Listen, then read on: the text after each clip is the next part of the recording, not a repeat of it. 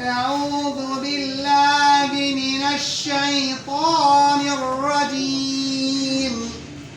بسم الله الرحمن الرحيم.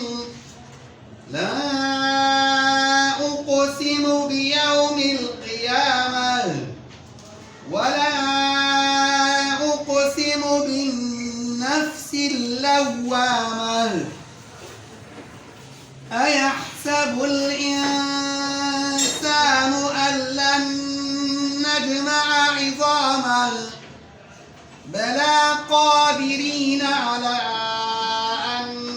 نسوي بنانه بل يريد الإنسان ليفجر أمامه يسأل أيان يوم القيامة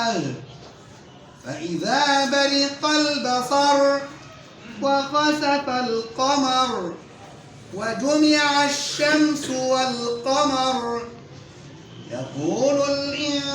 الإنسان يومئذ أين المفر كلا لا وزر إلى ربك يومئذ المستقر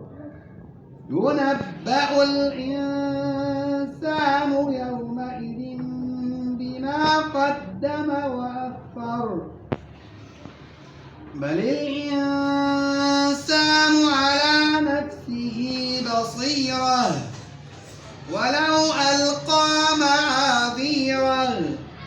لا تحرك به لسانك لتعجل به إن علينا جمعه وقرآنه فإذا قرأناه فاتبع قرآنه ثم إن علينا بيانه كلا بل تحبون العاجلة وتذرون الآخرة وجوه يومئذ ناظرة إلى ربها ناظرة ووجوه يومئذ باسرة تظن أن يفعل بها فاقرة كلا إذا بلغت التراقي وقيل من راق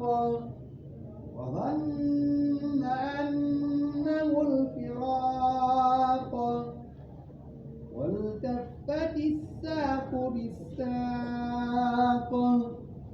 إلى ربك يومئذ المساق فلا صدق ولا صلى